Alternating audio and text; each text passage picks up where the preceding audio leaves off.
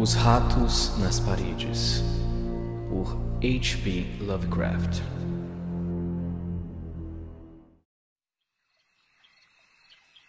Em 16 de julho de 1923, mudei-me ao priorado de Exham, depois do último operário terminar o serviço.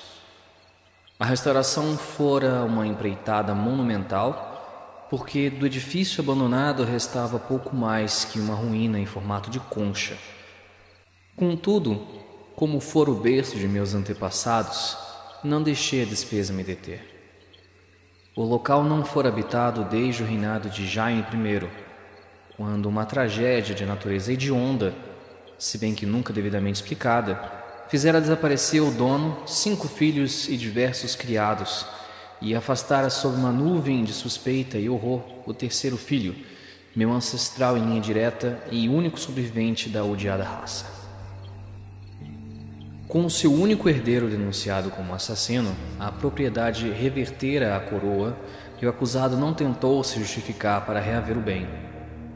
Abalado por um horror maior que o da consciência ou da lei, e demonstrando apenas um desejo frenético de fazer desaparecer o velho edifício de sua vista e memória, Walter Delapoer, 11º barão de Exham, fugira à Virgínia e ali fundara a família que, no decorrer do século seguinte, se tornara conhecida como Delapoer.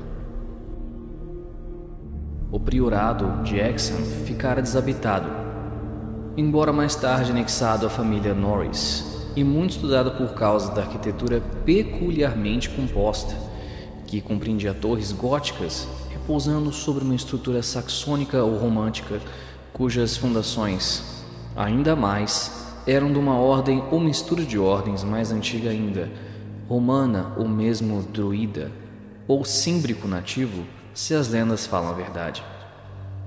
Essas fundações eram algo muito singular, estando engravadas num lado na sólida pedra calcária do precipício, de cuja borda o priorado dominava o desolado vale 3 milhas a oeste da aldeia de Anchester. Arquitetos e antiquários gostavam de examinar aquela estranha relíquia de séculos passados, mas a gente da região a odiava. Odiou-a centenas de anos antes, quando meus antepassados ainda viviam lá, e a odiavam agora, com o musgo e bolor do abandono a recobrindo. Ainda não fazia um dia que eu estava em Anchester e já sabia que era descendente de uma casa maldita. E nesta semana operários fizeram voar ao ar o priorado de Exham e estão ocupados em obliterar os traços das fundações. Eu sempre conhecera a simples árvore genealógica de meus antepassados e sabia que meu primeiro antecessor americano viera às colônias sob uma estranha nuvem. Quanto a detalhes, porém, sempre fora mantido na mais completa ignorância graças à política de reticência sempre adotada pelos Delapoer. Ao contrário de nossos vizinhos plantadores, raramente nos vangloriávamos de antepassados entre os cruzados ou outros heróis medievais e da Renascença. Nem me fora transmitido tradição, exceto o que pode ter sido mencionado dentro do envelope lacrado deixado antes da Guerra Civil por cada varão a seu filho mais velho, para ser aberto pós-morte. As glórias que estimamos foram as logradas depois da migração. As glórias de uma família honrada e altiva, embora talvez um pouco retraída e insociável, da Virgínia. Durante a guerra, nossas fortunas se extinguiram e toda a nossa existência mudara devido ao incêndio de Carfax, nossa propriedade nos bancos do rio Jaime. Meu avô, avançado em anos, morrera naquele incêndio criminoso e consigo se perder o envelope que nos ligava ao passado. Lembro-me daquele incêndio ainda hoje, como quando o vi, com a idade de 7 anos, com os soldados federais estando viva, as mulheres gritando e os negros berrando e rezando. Meu pai estava no exército defendendo Richmond. E depois de muitas formalidades, minha mãe e eu fomos passados através das linhas para nos reunirmos a ele. Quando a guerra terminou, Mudamo-nos para o norte, de onde minha mãe viera. Fiquei adulto, depois homem maduro e ultimamente rico, como um legítimo Yankee. Nunca meu pai nem eu chegamos a saber o que continha o envelope hereditário. E quando mergulhei na monotonia da vida comercial de Massachusetts, perdi todo o interesse pelos mistérios que evidentemente se ocultavam muito longe no passado de minha árvore genealógica. Se eu suspeitasse a natureza de tais mistérios, quão alegremente deixaria o priorado de Exham entregue ao musgo, morcegos e teias de aranha.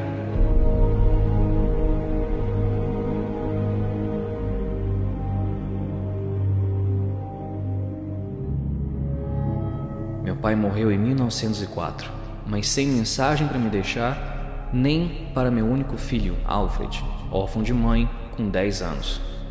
Foi esse rapaz quem reatou o fio da história da família, porque embora eu lhe pudesse apenas fornecer algumas conjecturas jocosas sobre o passado, escreveu a mim a respeito de algumas lendas ancestrais muito interessantes, quando a última guerra o levou, em 1917, à Inglaterra como oficial aviador.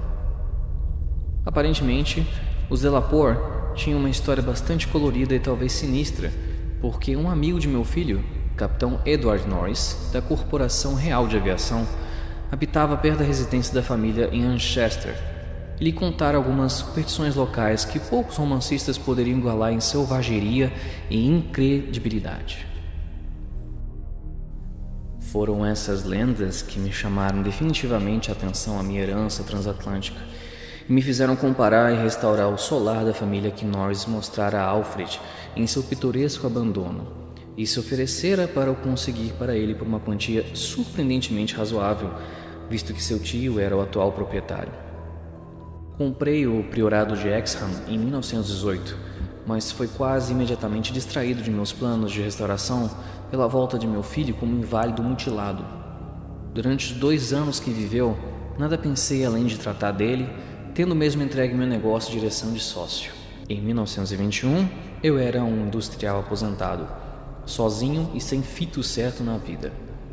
Resolvi dedicar os anos que me restavam às minhas novas propriedades. Visitando Anchester em dezembro, fui procurado pelo capitão Norris, que se lembrava muito de meu filho, e prometeu auxílio em obter plantas e anedotas para servirem de base à projetada restauração.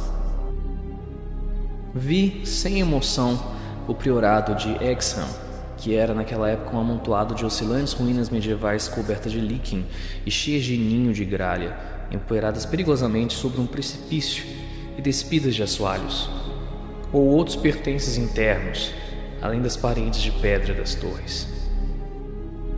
À medida que ia recuperando gradualmente a imagem do edifício, conforme fora quando meus antepassados o deixaram, havia mais de 3 séculos, comecei a contratar trabalhadores para a reconstrução. De cada vez fui obrigado a me dirigir às localidades do redor, porque os aldeãos de Anchester tinham um medo quase inacreditável e aversão ao lugar. Esse sentimento era tão grande que se comunicava às vezes aos trabalhadores de fora, ocasionando numerosas deserções. Ao mesmo tempo, parecia atingir tanto o priorado quanto a antiga família.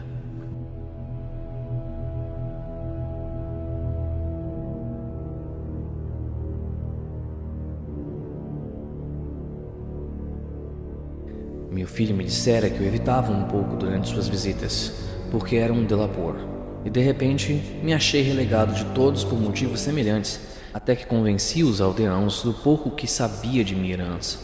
Mesmo então, teimosamente antipatizavam comigo, de maneira que tive de obter a maioria das tradições da aldeia por intermédio de Norris.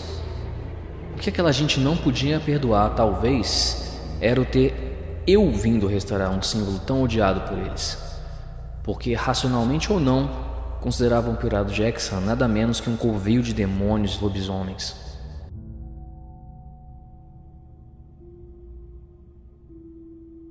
Ajustando umas com as outras as histórias que Norris me contava e acrescentando as informações de diversos sábios que estudavam as ruínas, deduzi que o priorado de Exham se erguia num sítio onde existira um templo pré-histórico, uma coisa druida ou antidruida que fora contemporânea do Stonehenge. Que ritos indescritíveis foram celebrados ali, poucos duvidavam, e havia histórias desagradáveis sobre a transformação desses ritos no culto a Cibele que os romanos introduziram. Inscrições ainda visíveis nos subterrâneos do subsolo mostravam algumas letras inconfundíveis, tais como Div Ops Magna Mat, sinal da Magna Mater, cujo negro culto fora uma vez inutilmente proibido aos cidadãos romanos. Manchester servia de acampamento à terceira legião de Augusto, como muitos remanescentes o atestam, e se dizia que o templo de Cibele era esplêndido e estava sempre apinhado de fiéis que se entregavam a cerimônias inomináveis sobre a ordem do sacerdote frígio. As fábulas acrescentavam que a queda da velha religião não interrompera as orgias no templo e que os sacerdotes continuaram a viver ali mesmo após o advento da nova fé, com muita pequena diferença. Igualmente, se dizia que os ritos não terminaram com o poderio romano e que alguns saxões se edificaram sobre o que restava do templo e dado ao edifício as linhas essenciais subsequentemente preservadas, o tornando o centro de um culto que fora temido durante várias gerações. Cerca do ano 1000, o lugar foi mencionado numa crônica como um grande priorado de pedra, no qual se abrigava a estranha e poderosa ordem monástica, e cercado de extensos jardins que não necessitavam de muro para manter afastado uma populaça assustada. Nunca fora destruído pelos dinamarqueses, embora depois da conquista dos normandos deva ter declinado enormemente, visto que não houve impedimento quando Henrique III doou as terras a meu antepassado, Gilbert de la Poer, primeiro barão de Hexham, em 1621. De minha família antes dessa época não há notícia, mas algo estranho deve ter acontecido ulteriormente. Uma crônica se refere a um de la Poer como amaldiçoado de Deus em 1307, enquanto a tradição da aldeia menciona apenas um terror maligno espalhado no castelo, que se ergueu sobre as ruínas do velho templo e do priorado. As histórias ao canto da lareira eram medonhas, ainda mais fantásticas devido à assustada reserva que a cercava e a uma ambiguidade desconcertante. Apresentavam meus antepassados como uma raça de demônios hereditários, ao lado dos quais Gilles de Retz e o Marquês de Sade teriam aparecido verdadeiros novatos, e insinuavam à boca pequena que eram responsáveis pelo desaparecimento de aldeões durante várias gerações. Os piores membros, aparentemente, eram os barões e seus herdeiros diretos. Ao menos muito se murmurava a respeito deles. Quando demonstrava melhor inclinação, dizia-se o herdeiro morria cedo para dar lugar a um rebento mais típico. Parecia haver um culto íntimo na família, presidido pelo chefe da casa e algumas vezes fechado, exceto a alguns membros. A base do culto era evidentemente mais o temperamento do que a ancestralidade, porque fora aceito e praticado por vários membros de fora que se casaram na família. Dona Margaret Trevor, da Cornualha, esposa de Godfrey, filho segundo do 5º barão, se tornara o bicho-papão favorito de todas as crianças do redor, e a heroína demoníaca de uma velha balada ainda não desaparecida na fogueira galesa. Conservada através de baladas também, se bem que não exemplifique o mesmo ponto, ficou a história de Dona Mary de la Poer, que pouco depois de seu casamento com o conde de Strathfield, foi morta por ele e pela mãe dele, tendo ambos os assassinos sido absolvidos e abençoados pelo padre, a quem confessaram que não ousaram revelar ao mundo. Esses mitos e baladas, sendo típicos de uma superstição absurda, me desagradavam muito. Sua persistência e aplicação na linha tão grande de meus antepassados eram especialmente fastidiosas, tanto mais que a imputação de hábitos monstruosos podia se relacionar de maneira pouco agradável a um escândalo recente de um parente imediato. O caso de meu primo, o jovem Randolph de la Poer, de Carfax, que se metera no meio dos negros e se tornara um sacerdote voodoo depois de voltar da Guerra do México.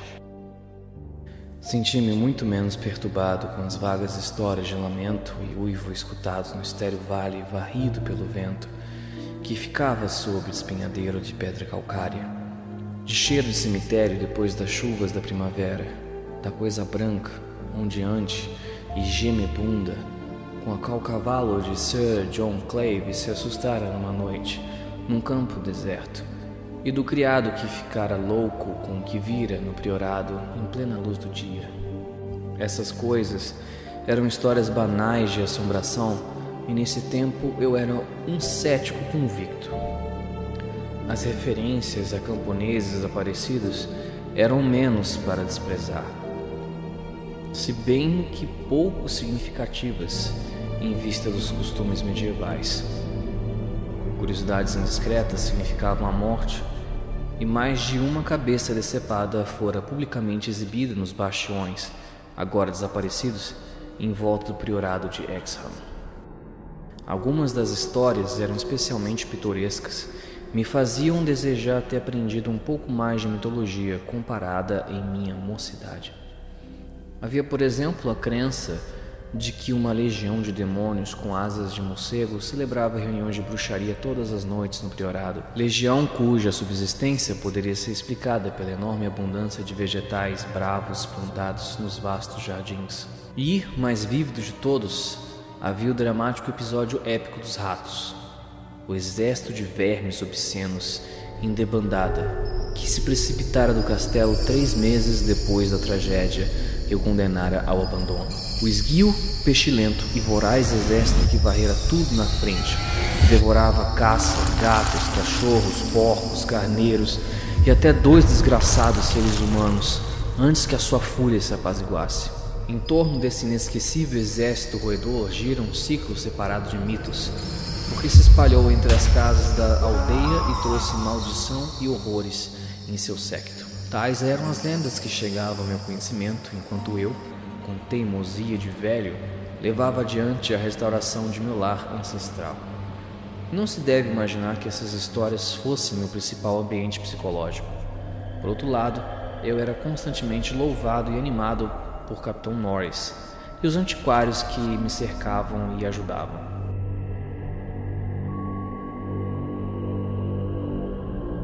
Quando o serviço ficou pronto, mais de 2 anos depois de iniciado, examinei os grandes salões, as paredes apaineladas, tetos abobadados, as janelas ogivais e as vastas escadarias, com um orgulho que largamente me recompensava da enorme despesa feita com a restauração. Cada atributo da Idade Média fora cuidadosamente reproduzido, e as partes novas se ligavam perfeitamente às partes originais e fundações. O solar de meus ancestrais estava reerguido, e eu tencionava redimir ao menos a fama local da linhagem que terminava em mim. Residir ali permanentemente e provaria que um Delaporte, porque eu adotara de novo a grafia original do nome, não devia ser olhado como demônio. Talvez o meu conforto fosse aumentado pelo fato de que, embora o priorado de Exham fosse uma reprodução da era medieval, seu interior era, na realidade, inteiramente novo e livre da velha vérmina, assim como dos velhos fantasmas. Como disse, mudei-me em 16 de julho de 1923. Meu pessoal doméstico se compunha de 7 criados e 9 gatos, dos quais eu gostava particularmente. Meu gato mais velho, Niggerman, tinha 7 anos e viera comigo da minha casa de Bolton, Massachusetts. Os outros eu fora adotando enquanto morava com a família do Capitão Norris durante a restauração do priorado. Durante 5 dias, nossa rotina se processou com a maior placidez, sendo meu tempo mormente empregado na codificação de velhos dados da família. Acabaram obtendo algumas narrações muito detalhadas da tragédia final e da fuga de Walter Delaporte, as quais calculei que constituíram o conteúdo provável dos papéis hereditários destruídos no incêndio de Carfax. Verificava-se que meu antepassado fora acusado, com sobeja razão, de ter assassinado os outros membros da família, exceto 4 criados, seus cúmplices, durante o sono, cerca de 2 semanas depois de uma chocante descoberta que transformara completamente seu comportamento, mas que, exceto por indução, ele não revelara, salvo talvez os criados que o ajudaram depois fugiram e desapareceram. Aquela deliberada carnificina, que incluía pai, 3 irmãos e 2 irmãs, fora largamente perdoado pelos aldeãos, e tão benignamente encarada pela justiça que seu perpetrador se ausentara com honra, ileso e sem disfarce, a Virgínia. A impressão geral era a de que ele expurgara a terra de uma maldição imemorial. Que descoberta motivara um ato tão terrível é o que eu dificilmente podia conjecturar. Walter de Lapor devia ter conhecimento havia anos das sinistras histórias que ocorriam sobre sua família, de maneira que esse material não poderia impulsionar. Então fora testemunha de algum assombroso rito? Ou tropeçara em algum espantoso símbolo assustador e revelador no priorado ou no redor? Constava que fora um moço tímido e bondoso na Inglaterra. Na Virgínia parecia mais assombrado e apreensivo que mau ou azedo. Francis Harley of Belleville, outro cavaleiro aventuroso, fala dele em suas memórias como sendo um homem de justiça, sem exemplo, de honra e urbanidade. Em 22 de julho ocorreu o primeiro incidente, que, embora considerado ligeiramente no momento, tomou um significado sobrenatural com relação a acontecimentos mais recentes.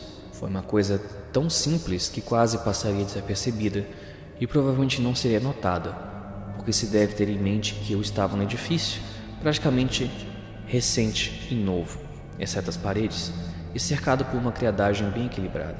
Portanto, toda apreensão seria absurda, mesmo a despeito do local. O que agora me lembro é simplesmente de que meu velho gato preto, cujo temperamento conheço tão bem, andava irritado e irrequieto, de maneira que se afastava de seu feitio habitual. Vagueava de sala em sala, dessossegado e ansioso, e farejava constantemente junto das paredes que faziam parte da estrutura gótica. Compreendo como isso deve parecer trivial, como o inevitável cachorro das histórias de almas do outro mundo que sempre rosna antes que o dono veja a figura fantasmagórica. Contudo, não posso suprimir o fato. No dia seguinte, um criado se queixou de inquietação entre todos os gatos da casa.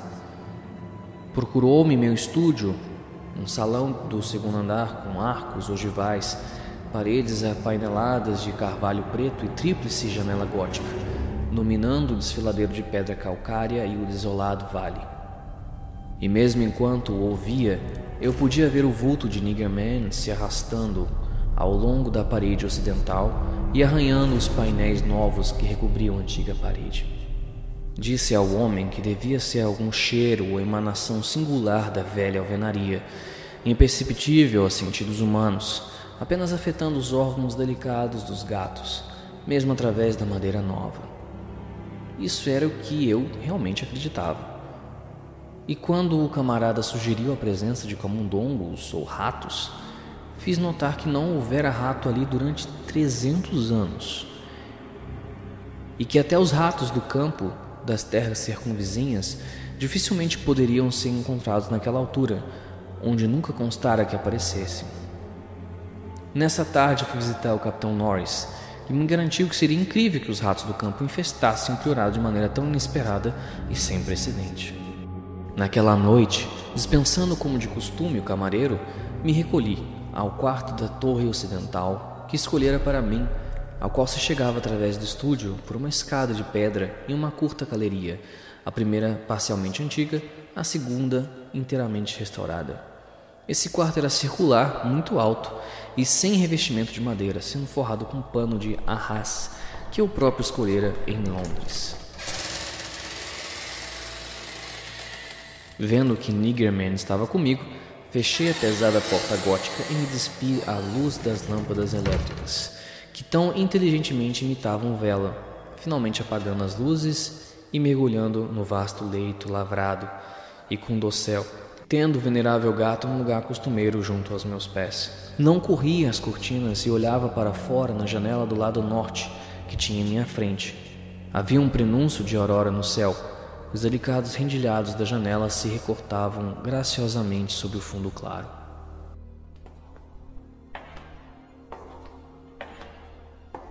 A certa altura, devo ter adormecido calmamente, porque tenho a vaga sensação de ter emergido de estranhos sonhos quando o gato saiu violentamente da plácida posição. Eu o vi, a frouxa claridade da aurora, com a cabeça esticada adiante, as patas da frente pousadas em meus tornozelos e as traseiras esticadas atrás. Estava olhando intensamente a um ponto da parede um pouco esquerda da janela, um ponto que a meus olhos nada tinha de especial, mas sobre o qual toda a minha atenção estava agora concentrada.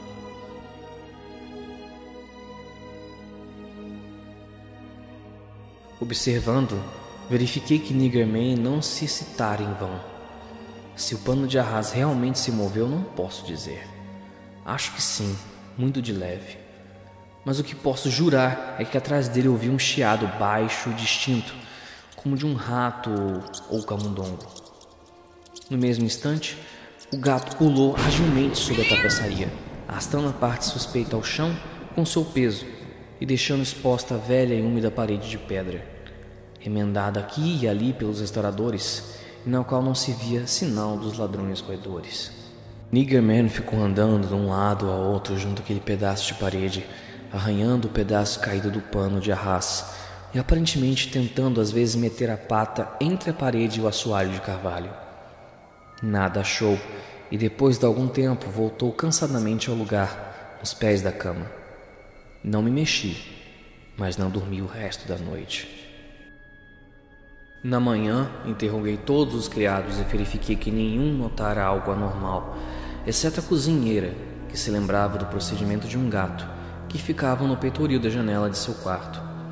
Esse gato miara a uma hora indeterminada da noite, acordando a cozinheira a tempo de o ver precipitar-se resolutamente na porta aberta e descer a escada. Cochilei um pouco depois do almoço e na tarde eu procurei de novo o Capitão Norris, que ficou muito interessado no que eu contei. Os singulares incidentes, tão sem importância e no entanto tão curiosos, despertavam seu senso do pitoresco e provocaram uma série de reminiscência de crendice local sobre fantasma.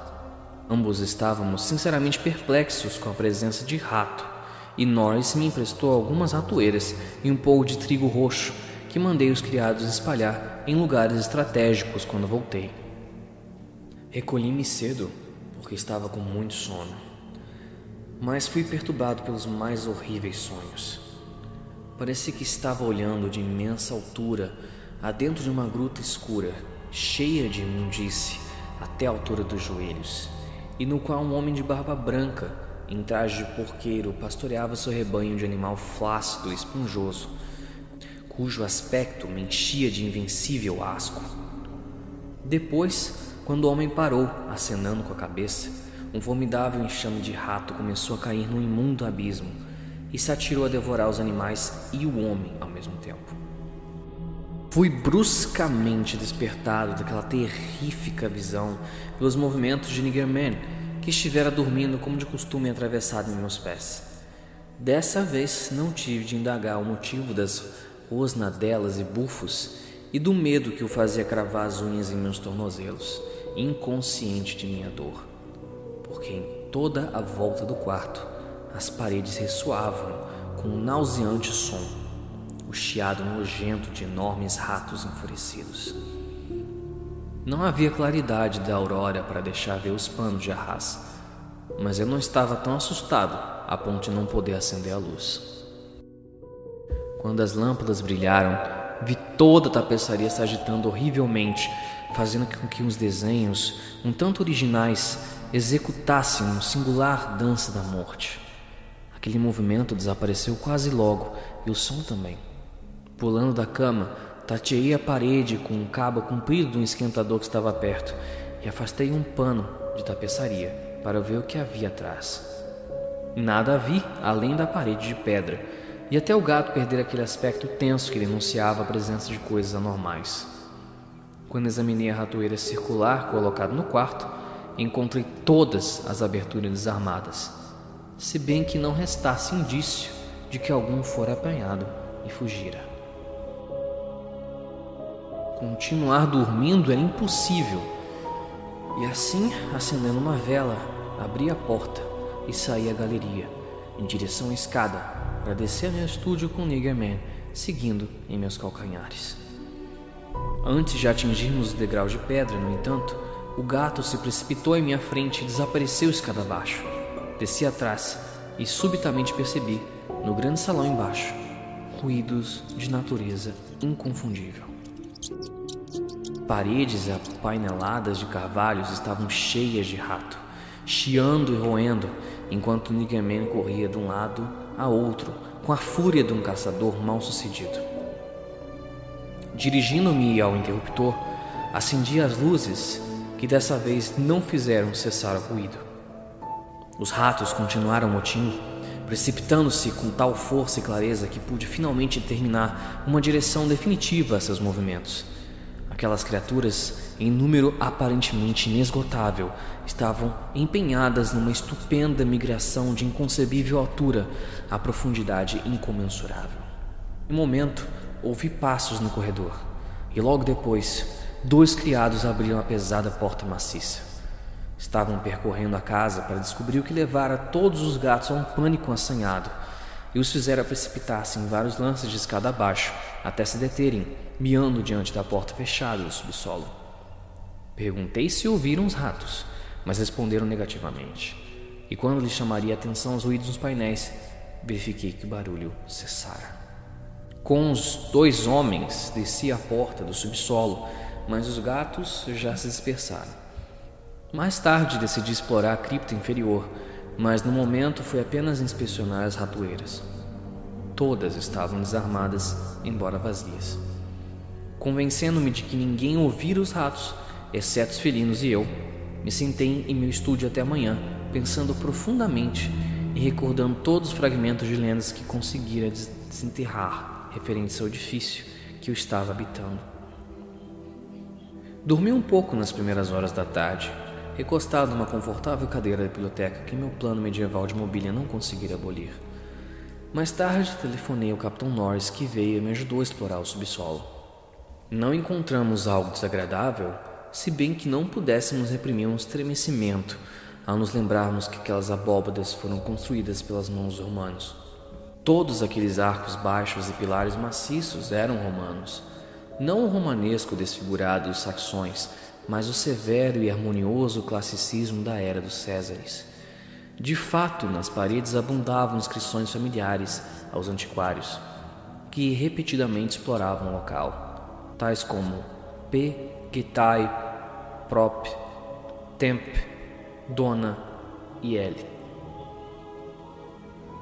Barek, Vies, Pont, Ti, If, Atis. A referência a Atis me fez estremecer porque eu lera Catulo e sabia algo sobre os horríveis ritos do deus oriental, cujo culto estava tão misturado ao de Cibele.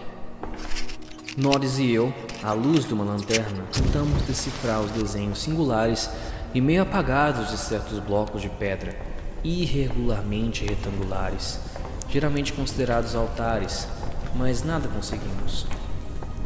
Lembrávamos de que uma espécie de sol irradiando raio fora considerado pelos estudiosos pertencendo a uma origem não romana, sugerindo que aqueles altares foram meramente aproveitados pelos sacerdotes romanos de outros templos mais antigos e talvez aborígenes que existiram no mesmo local. Num dos blocos havia manchas castanhas que me fizeram pensar. O maior, no meio do aposento, tinha uma configuração na face superior que indicava algo relacionado ao fogo, provavelmente oferenda de incenso. Tais eram as perspectivas naquela cripta diante de cuja porta os gatos miavam e onde Norris e eu resolvemos passar a noite.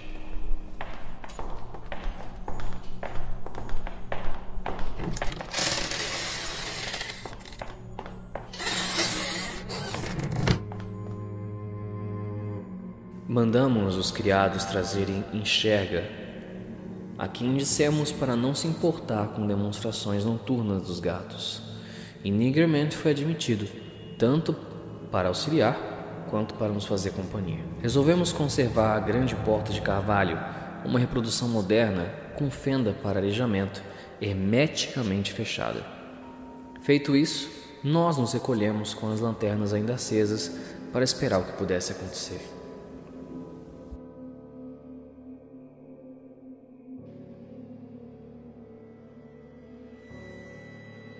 A abóbada ficava muito funda nos alicerces do priorado e, indubitavelmente, muito abaixo da superfície do escarpado precipício de pedra calcária que dominava o vale deserto.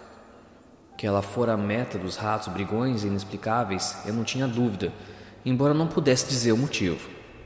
Enquanto estava deitado esperando, tive a vigília ocasionalmente interrompida por sonhos imprecisos, dos quais movimentos inquietos do gato deitado aos meus pés me despertavam. Aqueles sonhos não eram agradáveis, e sim horrivelmente semelhantes ao que eu tivera na noite anterior. Via de novo a obscura gruta e o porqueiro com os indescritíveis animais esponjosos, fossando na imundície. E quando olhei aquelas coisas, elas me pareceram mais próximas e distintas, tão distintas que eu podia quase observar-lhes a feição. Então observei a característica flácida de um deles e acordei com tal grito que Capitão Norris, que não dormira, riu muito. Talvez risse mais ou menos se soubesse o que me fizera gritar. Mas só me lembrei mais tarde. Um horror extremo paralisava às vezes a memória de grata maneira. Norris me acordou quando o fenômeno começava. No meio do mesmo sonho aterrador fui despertado por ele, me abanando de leve e me concitando a escutar os gatos. De fato, havia muito a escutar, porque além da porta fechada ao topo dos degraus de pedra, se elevava o verdadeiro pandemônio de felinos miando e arranhando, enquanto Nigger Man, sem se importar com seus semelhantes lá fora, corria excitadamente em volta das paredes de pedra lisa, nas quais eu ouvia a mesma babel de ratos correndo que me perturbara na noite anterior. Então um terror agudo despertou dentro de mim, porque aquilo era anomalia que nada normal podia explicar. Aqueles ratos, se não eram fruto de uma loucura que eu compartilhava com os gatos, deviam estar perfurando e deslizando dentro de paredes romanas que eu julgarem serem de blocos de sólida pedra calcária. A menos, talvez, que a ação da água durante mais de 17 séculos perfurasse túneis sinuosos que os corredores alargavam e ampliaram. Mesmo assim, o horror espectral não era menor, pois, se eram animais vivos, como Norris não os ouvia? Por que me dizia para observar Nigger Man e escutar os gatos lá fora? E por que tentava descobrir vagamente o que os pôde despertar? Quando consegui dizer, tão racionalmente quanto pude, o que julgava estar escutando, meus ouvidos receberam a última impressão da debandada dos ratos que se afastavam, sempre mais abaixo, muito além da cripta mais profunda, até parecer que toda a rocha embaixo estava crivada de ratos em fuga. Norris não se mostrou tão cético quanto eu esperava. Ao contrário, pareceu profundamente impressionado. Fez-me notar que o clamor dos gatos à porta cessara, como se dessem os ratos por perdidos, enquanto Nigger Man tinha um ataque de renovada inquietação e estava arranhando freneticamente a superfície do grande altar de pedra no meio do aposento, a qual ficava mais perto do enxergão de Norris que o meu. Meu medo do desconhecido foi enorme. Algo assombroso acontecera, e eu via que o Capitão Norris, homem mais moço, mais forte e presumidamente mais materialista, estava tão impressionado quanto eu, talvez por causa de sua permanente e íntima familiaridade com as lendas locais. No momento só podíamos observar o velho gato preto, enquanto arranhava com descrescente fervor a base do altar, olhando ocasionalmente a mim e miando como costumava fazer quando queria que eu fizesse algo. Enfim, Norris pegou uma lanterna, pousou-a perto do altar e examinou o lugar onde Nigger Man estava arranhando, ajoelhando-se silenciosamente e raspando o líquen de séculos que uniam um maciço bloco pré-romano ao pavimento lajeado. Nada encontrou e estava a ponto de desistir quando notei uma circunstância trivial que me fez estremecer, embora nada indicasse além do que eu já imaginara. Falei sobre a minha descoberta, e ambos olhamos sua manifestação quase imperceptível com uma fixidez fascinada. Era apenas isso. A chama da lanterna pousada no chão perto do altar se inclinava de leve, porém claramente, pelo efeito de uma corrente de ar que não incidia sobre ela antes, e que indubitavelmente vinha da fenda entre o altar e o pavimento, e da qual Norris estava raspando o líquen. Passamos o resto da noite no estúdio brilhantemente iluminado, discutindo nervosamente o que devíamos fazer em seguida. A descoberta de uma cripta mais profunda que a mais profunda alvenaria romana conhecida e que jazia sob aquele edifício amaldiçoado, alguma abóbada cuja existência os antiquários de 3 séculos não suspeitaram, seria o suficiente para nos excitar, mesmo sem fundo sinistro. Em nossa circunstância, a fascinação era dupla e ficamos na dúvida se desistiríamos da nossa pesquisa e abandonaríamos o priorado sempre por uma prudência supersticiosa, ou se seguiríamos nosso impulso de aventura e enfrentaríamos todos os horrores que pudessem nos esperar daquela profundidade desconhecida. Na manhã, decidíramos-nos e resolvéramos ir a Londres, reunir um grupo de arqueólogos e cientistas capazes de desvendar o mistério. Devo mencionar que antes de abandonarmos o subsolo, tentáramos em vão remover o altar central que sabíamos ser a porta do novo poço de inominável terror. Homens mais inteligentes que nós descobririam o segredo que abria aquela porta. Durante vários dias em Londres, o Capitão Norris e eu apresentamos os fatos, conjecturas e lendas a 5 eminentes autoridades. Todos homens que se podia ter certeza que respeitariam segredos de família, possivelmente revelados pela exploração que empreenderíamos. Encontramos a maioria pouco inclinada a zombar e, ao contrário, muito interessada e sinceramente simpática. Não é necessário nomeá-los, mas posso mencionar que entre eles estava Sir William Brinton, cuja escavação no Troad interessou ao mundo inteiro em sua época. Quando todos tomamos o trem para Manchester, senti-me à beira de revelações assombrosas, e essa sensação parecia simbolizada pelo luto de muitos Yankees, a notícia inesperada da morte do presidente no outro lado do mundo. Na tarde de 7 de agosto, chegamos ao priorado de Hexham, onde os criados me asseguraram que nada de anormal acontecera. Os gatos, até o velho Niggerman, estiveram perfeitamente calmos. Nenhuma ratoeira se desarmara em toda a casa. Devíamos começar a exploração no dia seguinte, e até lá indiquei os quartos destinados aos hóspedes. Fui dormir em meu quarto da torre, com Niggerman aos meus pés. O sono veio rapidamente, mas tive sonhos horrorosos. Houve uma visão de uma festa romana como a de Trimalchio, com uma coisa horrenda numa travessa coberta. Depois veio a maldita coisa periódica, o porqueiro e sua imundície mergulhados na gruta escura. No entanto, quando acordei era dia claro e havia sons normais na casa embaixo. Os ratos, vivos ou fantásticos, não me perturbaram, e Niggerman estava ainda calmamente adormecido. Coisa que um dos sábios convidados, um camarada chamado Thornton, dedicado à física, atribuiu absurdamente ao fato de que já vira o que certas forças quiseram mostrar a mim. Tudo estava pronto, e às 11 horas o nosso grupo composto de 7 homens, levando poderosas lanternas elétricas e apetrechos para a escavação, desceu ao subsolo, e a porta foi aferrolhada por dentro. Niggerman estava conosco, porque os pesquisadores não viam razão para desprezar sua irritabilidade e desejavam que ele estivesse presente no caso de haver alguma obscura manifestação de roedor. Observamos as inscrições romanas e os desenhos desconhecidos dos altares apenas por alto, porque 3 dos sábios já os viram e todos sabiam as características.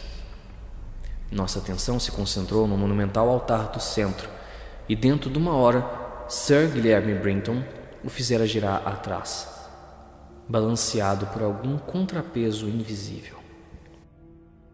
Então surgiu um espetáculo horroroso que nos desorientaria se não estivéssemos preparados. além de uma abertura quase quadrada no pavimento lajeado, espalhada sobre um lance de degraus de pedras tão prodigiosamente gastos que no centro formavam um pouco mais que um plano inclinado. Havia uma profusão de ossos humanos ou semi-humanos. Os que ainda conservavam a forma de esqueletos mostravam atitudes de pavor, pânico, e em todos se viam marcas de serem ruídos. As caveiras e crânios revelavam pertencer a idiotas, cretinos ou primitivos seres meio macacos. Sobre os degraus recobertos por aqueles despojosos horrendos se cavava uma passagem aparentemente cinzelada na sólida rocha, e na qual vinha uma corrente de ar. Essa corrente não era o bafo súbito e deletério escapado de uma cripta fechada, e sim uma leve brisa fresca. Não nos estivemos muito ali, e estremecendo, começamos a abrir caminho nos degraus abaixo. Foi então que Sir William, examinando as paredes cortadas na rocha, fez a estranha observação de que a galeria, de acordo com a direção dos entalhes, teria sido escavada de baixo a cima. Agora deve ser muito explícito e escolher as palavras. Depois de descermos alguns degraus entre os ossos ruídos, vimos que havia luz adiante. Não uma fosforescência miasmática, mas uma luz do dia coada, que só podia proceder de fendas desconhecidas na estrutura rochosa que dominava o vale deserto. Não era de admirar que tais fendas passassem desapercebidas fora, porque não só o vale era absolutamente desabitado, quanto o despenhadeiro tão alto e tão a pique que só um aeronauta poderia estudar a superfície com cuidado. Alguns passos a mais e ficamos literalmente sem respiração ao contemplar o que tínhamos diante dos olhos. Tão literalmente que Thornton, o pesquisador físico, desmaiou nos braços do homem assombrado que estava atrás. Norris, com o rosto gordo, flácido e branco, soltou um grito inarticulado, enquanto eu, acho que o fiz, foi abrir a boca e tapar os olhos. O homem que estava atrás de mim, o único do grupo que era mais velho que eu, resmungou o trivial "Meu Deus!" com a voz mais trêmula que já ouvi. De 7 homens cultos, só Sir William Brinton manteve a compostura, com maior honra ainda, por ser o que ia na frente e, portanto, ter sido o primeiro a divisar o espetáculo. Era uma gruta de enorme altura, envolta em penumbra, tão profunda que as paredes se perdiam de vista. Um mundo subterrâneo, de limitado mistério e horrível sugestão. Havia construções e outros restos arquitetônicos. Num relance de olhos apavorado, vi formas desgastadas de túmulos, um círculo selvático de Saxão e uma construção de madeira da Inglaterra primitiva. Mas tudo isso passava despercebido ante o fantástico espetáculo apresentado pela superfície geral do terreno. Vários metros em volta dos degraus se estendia um insano amontoado de ossos humanos, ou ossos ao menos tão humanos quanto os degraus. Como um mar encapelado, espalhavam-se, uns completamente separados, mas outros inteira ou parcialmente articulados em esqueletos. Estes, invariavelmente, em postura de demoníaco frenesi, pareciam lutar contra alguma ameaça desconhecida, ou agarrar outras formas com intenções canibalescas. Quando o Dr. Trash, o antropólogo, começou a classificar os crânios, encontrou uma raça inferior que o desconcertou inteiramente. Eram muito inferiores aos homens de Pintown na escala da evolução, mas em todos os casos positivamente humanos. Muitos eram de grau mais alto e alguns eram crânios de tipo sensivelmente mais desenvolvidos. Os ossos estavam roídos, em grande parte por ratos, membros caídos do exército letal que encerrara a antiga tragédia. Admiro de como algum de nós sobreviveu e conservou o juízo depois daquele horrendo dia de descoberta. Nem Hoffman, nem Husmans poderiam conceber uma cena mais selvagemente incrível, mais freneticamente repelente ou mais goticamente grotesca que aquela gruta mergulhada em penumbra, através da qual nós 7 avançamos vacilantes, a da qual tropeçando de revelação a revelação, e com o propósito de não pensar nos acontecimentos que desenrolariam naquele lugar há 300, 400, 1000 ou 10.000 anos. Era a antecâmara do inferno, e o pobre Thornton desmaiou outra vez quando Thresh disse que alguns daqueles esqueletos foram descendentes de quadrúpedes havia mais de 20 ou 30 gerações. O horror se juntava ao horror quando começamos a interpretar as ruínas arquitetônicas. Os quadrúpedes, com seus ocasionais suplementos de bípedes, foram guardados em jaulas de pedra, das quais deviam ter escapulido no último delírio de fome ou de medo dos ratos. Houvera grandes rebanhos, evidentemente engordados com vegetais bravos, cujos restos se podiam ainda ver como uma espécie de resíduo pestilento no fundo das vastas celas de pedra mais velhas que Roma. Eu sabia agora por que meus antepassados possuíam tão vastos jardins. A finalidade dos rebanhos não era mais mistério para mim. Sir Guilherme, em pé, com a lanterna elétrica na ruína romana, traduziu em voz alta o mais chocante ritual que jamais ouvi. E falou da dieta do culto antediluviano que os sacerdotes de Cibele encontraram e misturaram com um deles. Norris, apesar de ser habituado às trincheiras, não podia andar direito quando saiu do edifício de construção inglesa. Era açougue e cozinha.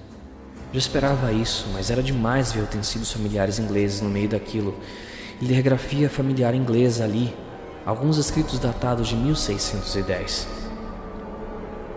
Não me atrevi a entrar naquele edifício cujas atividades demoníacas foram interrompidas apenas pela adaga de meu antepassado, Walter Delaporte. No que me atrevi a entrar foi na construção saxã, cuja porta de carvalho caíra, e ali encontrei uma terrível fila de 10 celas de pedra com barras enferrujadas. 3 tinham ocupantes, todos esqueletos de evolução avançada, e no dedo ósseo de um encontrei um anel de sinete com meu escudo de arma. Sir William descobriu uma cúpula com celas ainda muito mais antigas sobre a capela romana, mas estavam vazias. Sob elas havia uma cripta com caixões de ossos arrumados em ordem, alguns com terríveis inscrições gravadas em latim, grego e frígio. Entretanto, Dr. Thresh abrira um dos túmulos pré-históricos e tirara crânios que eram um pouco mais humanos que o de um gorila e que exibiam indecifráveis gravações ideográficas. No meio de todo aquele horror, meu gato passeava, imperturbável. Uma vez o vi monstruosamente trepado no alto de uma pilha de ossos. Tive vontade de conhecer os segredos que estariam escondidos atrás de seus olhos amarelos. Tendo observado até certo ponto as espantosas revelações daquela área envolta em penumbra, tão horrendamente antevista em meu sonho intermitente, voltamos-nos à profundidade aparentemente incomensurável da lôbrega caverna, onde nenhum raio de luz da ribanceira podia penetrar. Nunca saberemos que invisíveis mundos fantásticos jaziam além da pequena distância onde nos aventuramos, porque decidimos que aqueles segredos não eram próprios à humanidade. Mas víramos o bastante para nos mantermos bem perto uns dos outros, porque não avançáramos muito quando a luz das lanternas elétricas nos mostrou aquela maldita infinidade de buracos nos quais os ratos se banquetearam e cuja súbita falta de reabastecimento levara a raivosa hoste de roedores primeiro a se lançar sobre os rebanhos de seres vivos enfraquecidos pela munição e depois a se precipitarem para fora do priorado naquela histórica orgia de devastação que os aldeões nunca esquecerão. Meu Deus! Aqueles negros buracos putrefatos, cheios de ossos roídos e crânios perfurados. Aqueles abismos de pesadelo, entupidos com ossos de pitecantropos, celtas, romanos, ingleses, de incontáveis séculos. Alguns estavam cheios e ninguém saberia dizer a profundidade. Outros não revelavam ainda o fundo à luz de nossas lâmpadas elétricas e pareciam povoados por sombras hostis. O que fora feito, pensei, dos desgraçados ratos que precipitaram naqueles buracos, no meio da escuridão daquele terrível tártaro? Uma vez, meu pé escorregou perto de um daqueles abismos gigantes e tive um momento de pavor indizível. Devo ter ficado suspenso durante algum tempo, porque não via alguém do grupo além do gordo Capitão Norris. Então veio um som daquela vastidão negra e sem fim, que julguei conhecer, e vi meu velho gato preto passar por mim, como um deus egípcio alado, direto para dentro do ilimitado abismo do desconhecido. Mas também não demorei muito, porque dentro de mais um segundo não me restava dúvida. Era a cavalgada horripilante daqueles ratos fantasmas, sempre buscando novos horrores e determinados a me arrastar ainda mais ao fundo daquelas tremendas cavernas do centro da terra, onde Nyarlathotep, o louco deus sem rosto, uiva cegamente na escuridão, ao som das flautas de 2 faunos idiotas. Minha lâmpada elétrica se extinguiu, mas continuei correndo. Ouvi voz, grito e ressonância.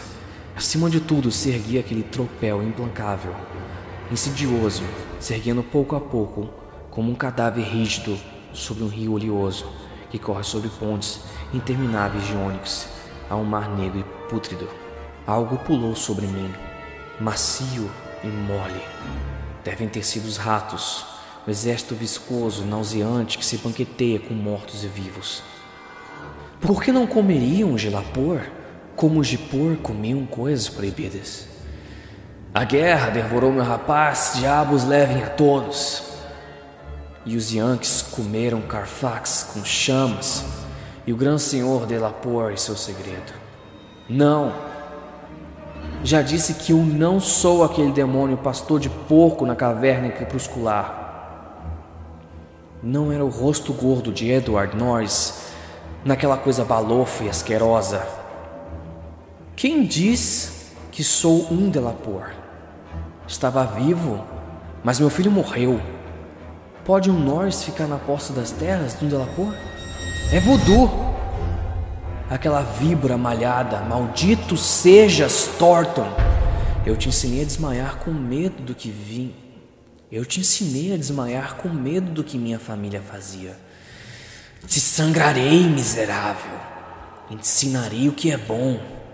Magna Mater, Magna Mater, Atis, Diag, Agdano, Aldano, Agus, Basdunak Ost, Dunas, Dulas Ost, Agus Netsal, Ungi, El, Clerk.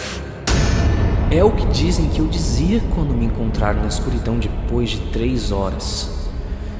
Encontraram-me encolhido no escuro, sobre o corpo gordo, meio devorado do Capitão Norris, com cochichos assustados sobre minhas proezas hereditárias. Thornton está num quarto contigo, mas me proíbem de falar com ele. Também tentam alterar muitos fatos ocorridos no Priorado. Quando falo do pobre Norris, acusam-me de uma coisa horrenda, mas devem saber que eu não fiz aquilo. Devem saber que foram os ratos, os nojentos ratos tumultuosos, cuja cavalgada nunca me deixará dormir. Os ratos fantasmas que correm atrás do reboco nesse quarto e me querem arrastar a maior horror que os que já conheci. Os ratos que nunca poderão ouvir. Os ratos nas paredes.